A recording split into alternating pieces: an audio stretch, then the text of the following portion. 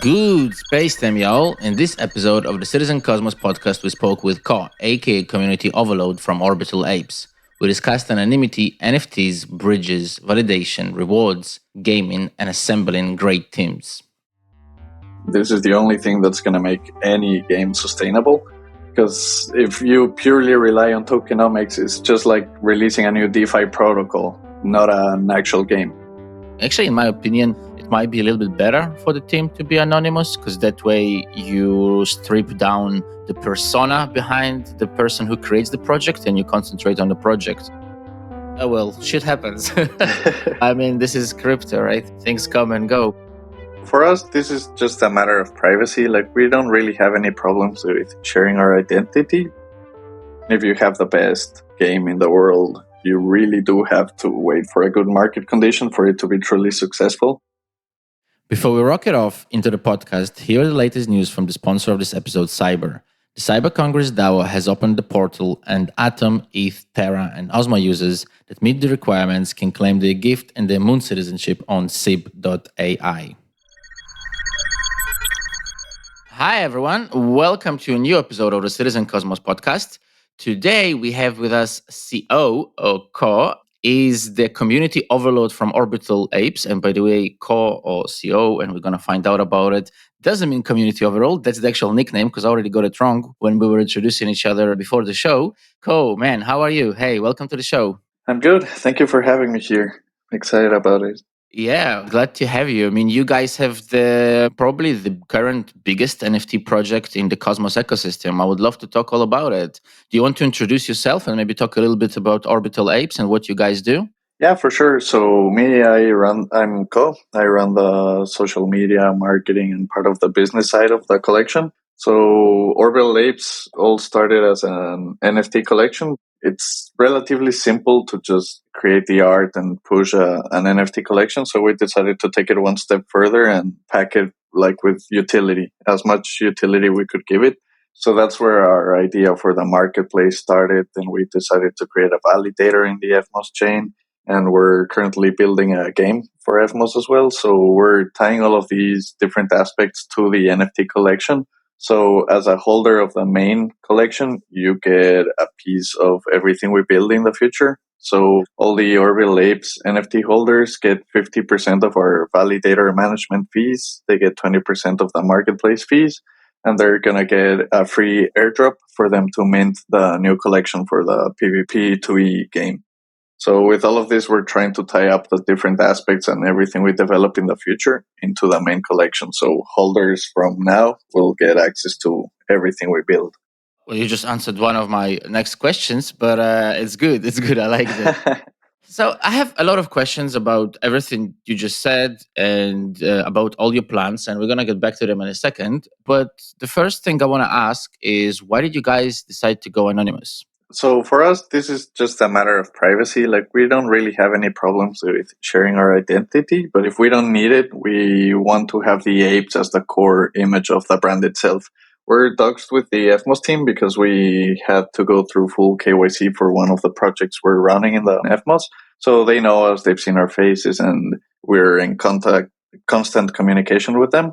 But for the public itself, maybe in the future we would have plans of not being anonymous. But for now, it's just a matter of privacy. Like, all of us run social media accounts like Twitter as ourselves, so people can reach out directly to us. But for now, we don't feel identity is the most important thing. I absolutely agree with you. I don't think so. It's just interesting that you actually had to go through a full KYC with the team, and here you still decide to stay anonymous. But actually, in my opinion, it might be a little bit better for the team to be anonymous because that way you strip down the persona behind the person who creates the project and you concentrate on the project. Yeah, exactly. So it's a big focus on the brand. Okay, cool. And what did you think about that having to go through the full KYC? Were you okay with it, or were you like, Yeah, I mean, it's with the FMOS team. We know it's just a part of the process with one of the projects we're working on, so not a big issue for us. What's with the nicknames, man? I love the nicknames. Community Overlord. There is a lot more. Come on, share the story. Yeah, so all of that, like, it's just pretty much fun names we came up with as we were looking for our nicknames. I'm using my actual nickname. People call me Ko in real life, so I went with that. But then Mr. Sir is something we say a lot. Like Mr. Sir chose that name because we often refer to each other as Mr. Sir. So that's how that came up. And then Control Alt Ape was just him thinking about a cool nickname. So he went with it. And the rest, like similar stories, people just chose whatever they felt was cool. Nice. And your team is currently, it's about 8 to 10 people, roughly, right? It's 9 people. Yeah. I was right on the borders. Yeah. Still, before we go more into Orbital Apes, I was going to ask why, and I've seen this a lot, 10,000 NFTs. And I guess 10,000 is a kind of nice round number, which makes sense psychologically. I guess so. But why 10,000? Where did the 10,000 come from? So 10,000 has become pretty much a standard in NFT collections. Like we know it's a big number, and in the current market conditions, it's been a hard push to reach the full mint. But right now we're 8,000 minted, so it's already 80%, and we plan on pushing even more. So I think it's a realistic number, what we're trying to achieve. Also, with the scope of our projects, it was better for us to have a lot more NFTs because this would allow more people to get into the ecosystem. Because, for example, the game in the future, we're going to want a lot of users. So if we have more holders, we are already preparing a large user base for the game. Also, for the marketplace and the validator, the fees that are going to be distributed are significant and are going to continue growing in the future. So we felt it was better to split it between a lot of people instead of going with a smaller collection. Makes sense. I do have one more intro question about why. It's like, sorry about the why questions. Usually they're a bit more structured. I'll be honest with you. Usually we prepare a lot with the guest. Obviously, with your team being anonymous, it wasn't as easy to prepare. So that's why the whole bunch of why questions. Why EVMOS? We also validate EVMOS, so we are also on the same side, but I would love to hear your opinion. Why EVMOS? Yeah, so for us, we've always been big fans of the Cosmos ecosystem, the IBC. We think it's amazing how everything is connected and how easy it is to move from one place to another. But our experience is in Solidity and in EVM. So as soon as we saw EVMOS, like this massive project EVM coming to IBC, we felt like that was the right way for us to go because it combines everything, like all of our experience in the EVM side with the interoperability of Cosmos. So it was a perfect match, pretty much. So everything we've done in the past, because our team has experience in Solidity, could be translated directly into EVMOS. So it was perfect for us. You mentioned twice having experience in Solidity. Would you want to expand on that? Did you do any projects already in Ethereum that we can talk about? Yeah, sure. So our team is half devs, half designers, and the devs, they all worked in Silicon Valley companies like Google and Slack, and part of their coding experience comes from there. And the team also worked as freelancers for several EVM based projects. So that's how all of us got acquainted to EVM and all of this. But this is the first time this team gets together to do a solo project, like not working for anybody else, but this is actually something we own and we're running ourselves. So it's pretty much our debut as a team. It's a big debut. You made a good entrance for sure. And now you're saying that you guys have quite a lot of experience, from what I hear, in big companies. Why did all those people gather together and decide to make a game? What was the idea? Why not anything else? So we've all been into blockchain and cryptocurrency for a long time. So we've been looking at the type of projects that are successful, the type of projects we wanted to work in. And first of all, the NFT collection was like an easy entry point. It was a way to create a brand, to create community. So this is why we chose that as a centerpiece for everything we wanted to build. And then like we're all gamers, we're super passionate about it. So it was fun to see how much we could experiment because you can see other games like Axie Infinity, for example, that started in Ethereum, but right now that's not viable. Like they have their own subchain and everything, but with gas fees and all of that, it becomes impossible to do. Then we've seen several other games in other chains that as they grow, like gas fees can become expensive or the network becomes clogged and everything. So they also slow down and kind of fade away. But we saw EVMOS and the way it interacts with IVC and everything like a much more solid place to develop. Everything matched perfectly to what we were thinking. So we decided to go for it. and games are a super fun way to interact with the community and to grow a brand. So this is our path. I agree about gaming and interacting, but let's talk a little bit more about all the things you mentioned at the beginning. You said that obviously you guys have a validator. Let's start talking about the validator. So, the idea from what you said is that the people who are community members and owners of the NFT, right, get part of the commission that the validator earns. Is that correct? Yeah, exactly. So through marketing and through community engagement, we managed to get our validator to the top one spot in EFMOS, which was a massive surprise for us, but it also required a lot of effort. So we're happy with the result we got. So from that validator, our users stick with us because they trust the brand, they know how we operate and like the reward system we've created for them. So all of the holders are getting 50% of the management fees sent to them daily. So at the current rate, I think the apes are getting around 1.3, 1.2K FMOS daily, split into all of them. So every day the collection is getting some rewards. So right now, for example, if you go to Mint and Orbital Ape, instead you still pay the 60 FMOS mint price, but as soon as you mint, you can go claim the rewards that have been stacking since release. So right now they hold around 3 FMOS inside, so the real price you're gonna pay is 57. So this is a cool system because in the future, if enough time goes where apes are not minted, they're gonna become free at some point. Or if people mint them now, they're gonna recover the full price of their mint at some point. So it's a sort of self-balancing system. If people invest early, they're gonna get their rewards and their NFT is gonna be paid off, so they can just continue getting rewards or selling it in the future or once the game releases. So it's pretty cool. Like apes are always going to be generating rewards, and the validator right now is the main source of it. But also, we run the largest NFT marketplace in EFMOS, and the ape holders are also collecting rewards from that. So right now, since we launched our collection, the traded volume for the apes is about 90,000 FMOS.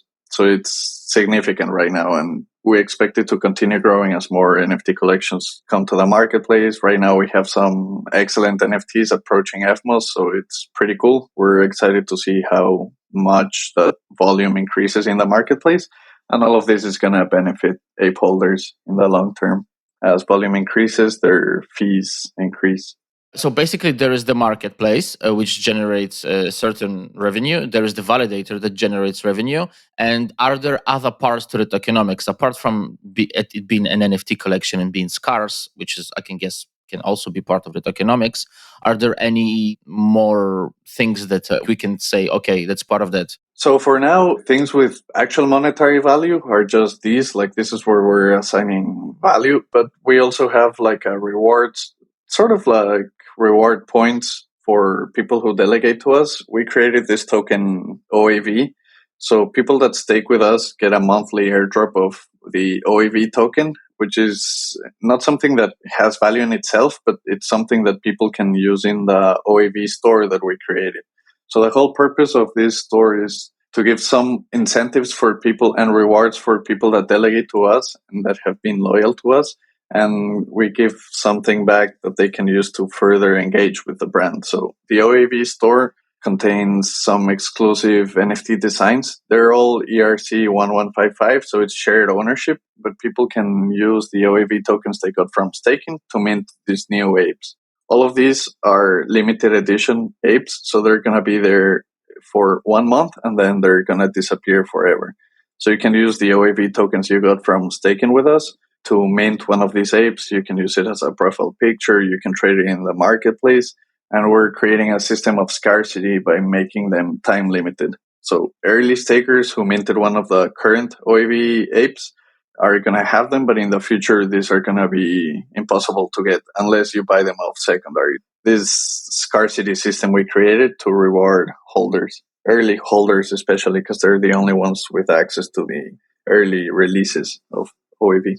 Could you kind of summarize that the NFTs in this case are like a gateway point, I guess, right, into the ecosystem that you create here? Yeah, exactly. So if you own an ape, you can be sure that you're going to be part of every single project and you're going to get rewards from every single project we build.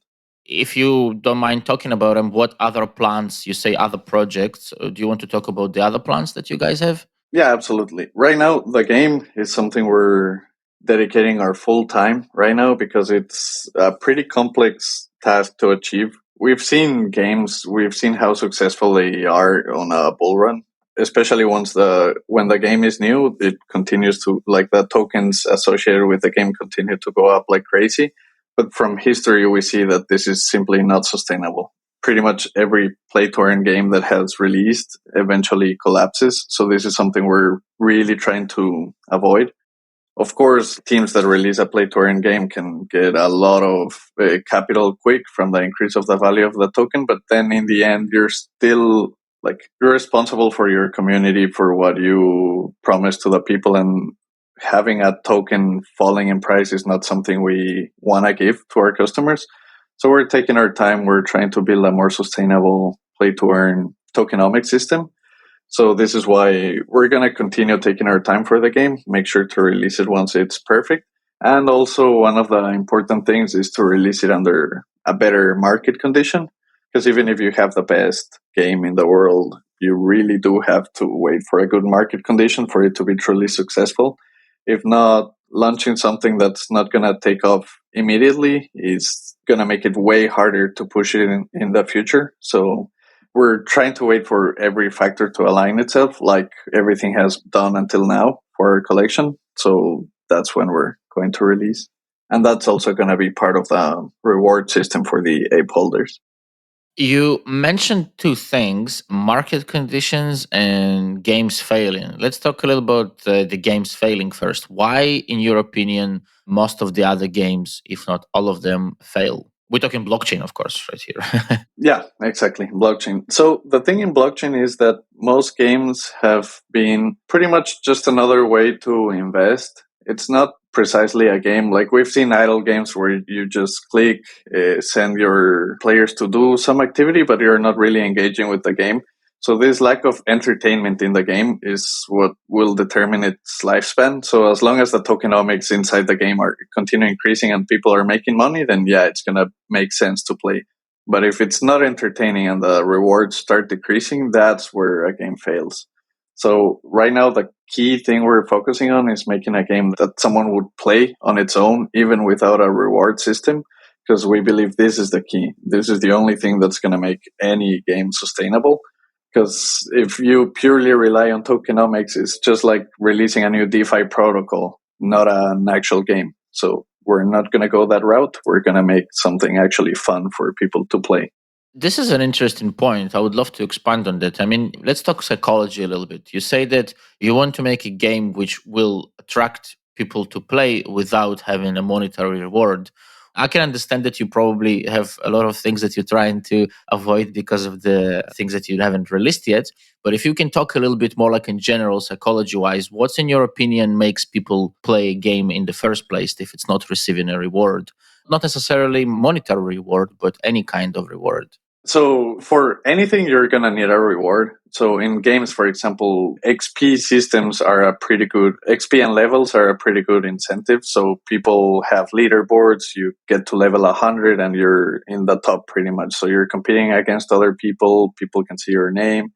People know who you are, and your NFTs are linked to this. So online, your blockchain identity goes with you into the game, and you kind of get some recognition if you do well with the game and all of that.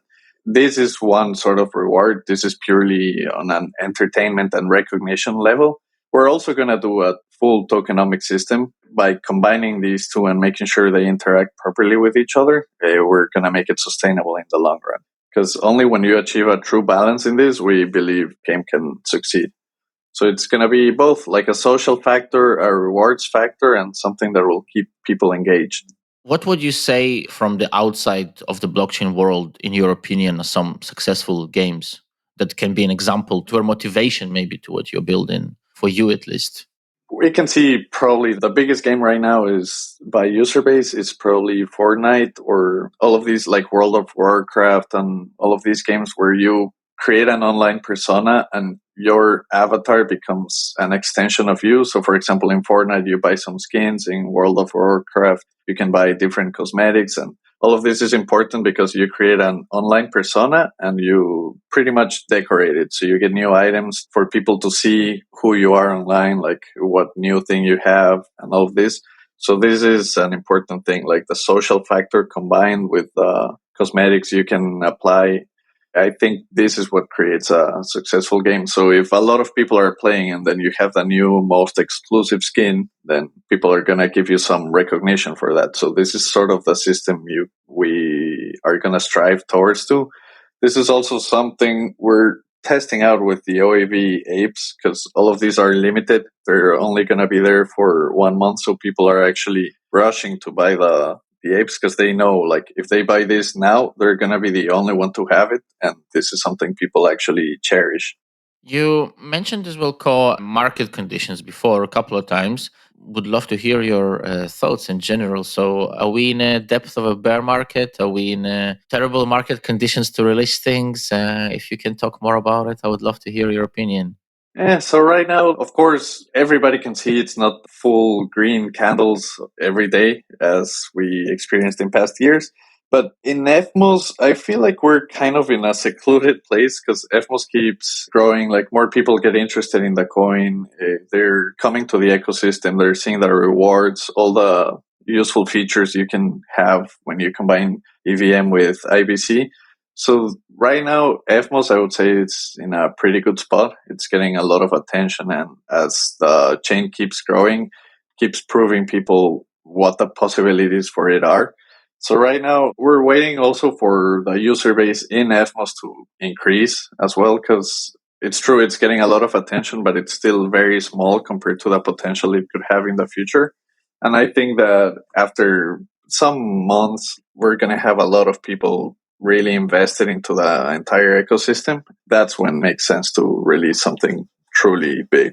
Even in these market conditions, we managed to sell 80% of our collection until now in a couple of weeks from launch.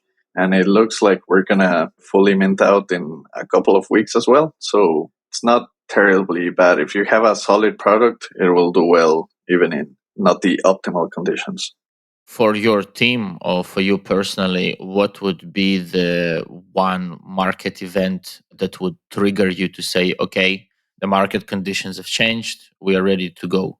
I don't know if it's going to be only one event. Like, we have to see continuous growth throughout decent enough period of time, because that's the only signal you can have improving market conditions, because big green candle for the month is not an indication of anything. So you have to see how people are engaging with Evmos, for example, like how many more wallets are created in that chain, how many more DeFi protocols exist, what kind of brands it's attracting. For example, right now, this is not directly related to Cosmos, but DYDX is building their own Cosmos chain. So this is something huge for the Cosmos ecosystem overall.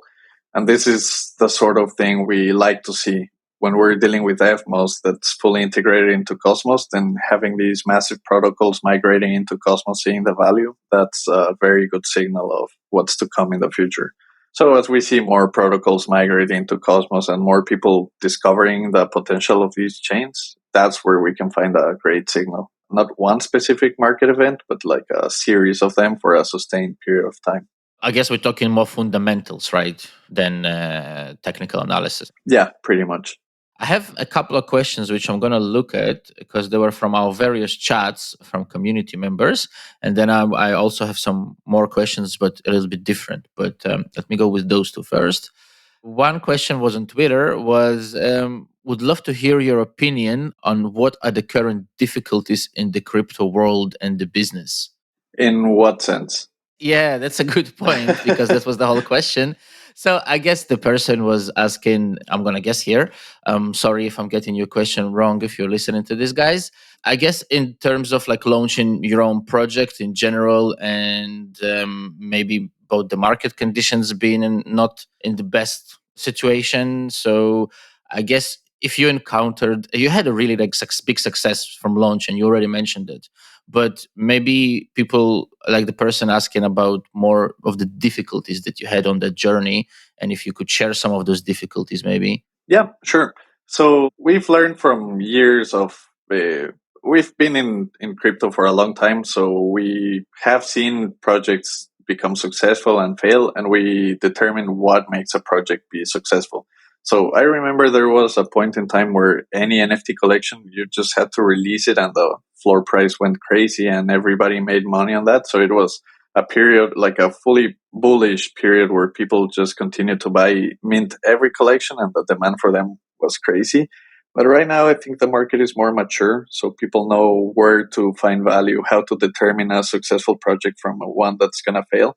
So right now, it's not enough to just release a profile picture collection, but you actually have to give the user something that they will recognize value in. So right now, every user is smart. People know how to do their research. They know what it works and what doesn't. So if you just try to launch a very simple project, it's not likely to be successful.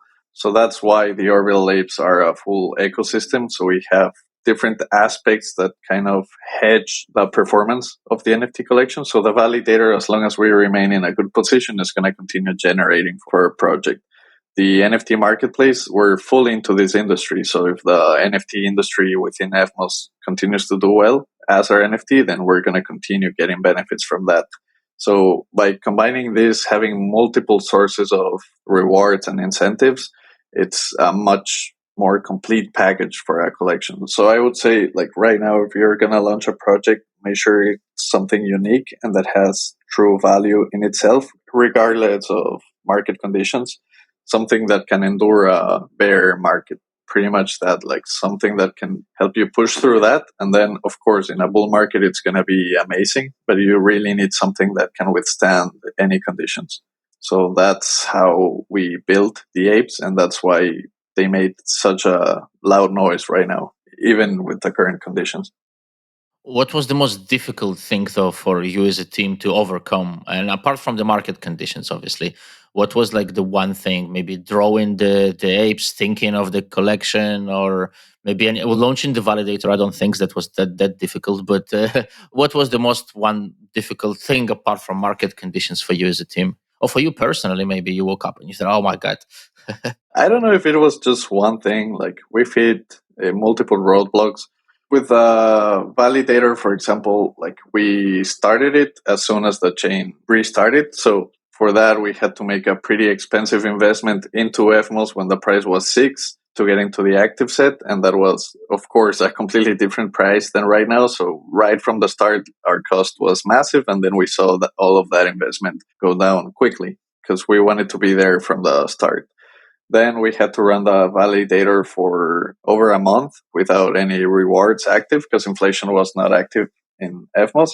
So that was also an additional cost. Then all of the costs of development, like the artists, the software engineers, and all of this has been long period of time where nobody was collecting any profits from anywhere. So it was all our effort pretty much waiting for the time to release. And we also ran the NFT marketplace at zero profit for a long time because we wanted to have everything enabled for the chain to grow. And then for releasing, we had to adjust to the timeline of FMOS, not necessarily our own, because FMOS was still in the middle of doing upgrades of the claim of Kepler claim issues. So there was multiple factors that had to come through for us to be able to launch. So one of the main things that was preventing us from announcing a minting date or a price was the fact that IBC transactions were not enabled. So pretty much the largest part of the ecosystem, which is Cosmos, it was hard for them to access Evmos directly. So we had to wait for all of these, like endure the cost, endure all the time we spent, pretty much just being patient until all the factors aligned, and then we could release. And it was the right choice to wait. Even though it was hard and even though we hit many roadblocks, it was the right choice. So hodling works, right? Yeah, pretty much. I have one more question here, which was sent privately. Why did you only self bond 0.08% of the stake? Is this okay for network security? Yeah, so at first, that was the initial self bond. That was our like what we had to buy when FMOS was at 6. And after that, instead of self-bonding more, we just staked 10% of the Orbital Apes mint into the validator. So this is a bit more secure for us. It gives us more flexibility. Pretty much every validator keeps a really low self-bonded amount because of this. Like it gives you more security, flexibility, but it's just that pretty much. Like we want to keep the funds safe, so from anything, and this way, by just staking to the validator, we can do that. And all of our wallets are public, so people can see that we're not only staking 10% of the mint funds to our validator as we promised, but right now we have around 300,000 FMOS staked to smaller validators in the space. So people can go to the addresses that are connected to the validator and they can see everything, how it spreads. Like I think we're currently staking to 15 other validators. Maybe the list has grown, but this is pretty much our way to support the ecosystem because we did realize our validator grew to a pretty large size. So initially our plan was to stake with us to continue growing. But right now we don't feel like that's the most responsible thing to do. So everything we earn from now, like all the rewards, are staked with other people. We choose to stake with validators that are providing something to the FMOS chain, to the FMOS ecosystem. So, for example, a big part of our stake is with EcoStake that created the restake tool that a lot of people use. Then we delegate to several other validators like Polkachu that is super active in that community. Then Cosmos Spaces. We delegate to Oni Validator, Gata, Stake Fritz, Ted Crypto. A lot. Like we have a pretty huge list, and we're going to continue supporting small validators. And this is also something pretty cool for us because we get to engage with a lot of teams. So whenever they've come to us, sometimes people need a little bit of help to remain in the active set or something like that. So we discuss the project and we know what they're going to be adding to the FMOS chain. And it's amazing to be in this position where we can help others and we know exactly what they're doing to help the chain. So it's perfect. Like we love supporting other people because we really get to see inside of everything that's being built for FMOS. Thank you. I think you guys, yeah, doing a very cool job to decentralize the stake. That's well done on that. Kudos. I have one more not set of questions, but like it's just a couple of questions. It's going to be harder to ask you since your team is anonymous, but I'm still going to try. Feel free to answer in detail or less detail. So you did mention that your team has experience, like worked with Google, with Slack, some doing some freelancing work. But how did you personally, for example, get into crypto? I mean, how did it hit you on the head one day? I think all of us got into crypto in a different period. Me personally, I think I started in 2018. So I started with Bitcoin. Like that was my first purchase. And then as soon as you're invested into something, then you keep track of it and you keep looking for more about it. So I think that was my entry. And then I started looking into other protocols, like getting a lot into DeFi, into NFTs. So by investing in them, you get to engage in a much deeper level than people that just read the news because you have something in it, like you have a stake. So it's important to you. And this is pretty much how all of the team got involved. Some have been in crypto from like 2015, so they're much more experienced and they know what has happened like through multiple cycles. But right now, I think we're all pretty confident in the crypto space. Like we know what's going to be the key success factor. So it's pretty cool to also have a full team of people that you can talk to about different strategies, about different events, because everybody has experience in let's say in a different coin. So they know what happened with this one, what made it be successful, or any failed investments and all of that. So combining all of this experience into one project has been massively useful for us. What's your personal worst buy so far since 2018? I'm not sure what was the worst buy. Like right now, everything is pretty tough. But I don't think there's been one complete fail. Like you can always pull out. We had some UST. Luckily, we were able to sell it quickly, like as soon as it broke peg. And Luna, we were actually huge fans of Luna before. Luckily, we didn't hold it at the time of the crash. We kept saying like we should have it, as we saw it go to 120, but we never went back in. I guess that was a good thing. We used to have it when it was around 60, 80, like trading it. But then, I don't know, like out of luck, we didn't have it at that point. So we avoided that one. Yeah, I guess UST was one of the worst hits for everybody. Personally, it was a big hit for our project. We had like 5 years worth of money in UST, and then yeah, it was a big hit. So I totally understand. Yeah, it was terrible. Well, shit happens. I mean, this is crypto, right? Things come and go. One thing I still missing that I'm still gonna try to push you towards, and I know I kind of already asked and you answered, and but I'm still gonna try to go that way again. This is what we do, like in the podcast a lot with the guests. We try to understand not just the project behind, but the people and why did they suddenly decide to build the project. And this is my kind of question. It's gonna be vague, abstract, but the question is why. And I mean, obviously, I hear from you there was an idea to create an awesome game, an idea to create cool tokenomics, an idea to create a community project. I hear all of that.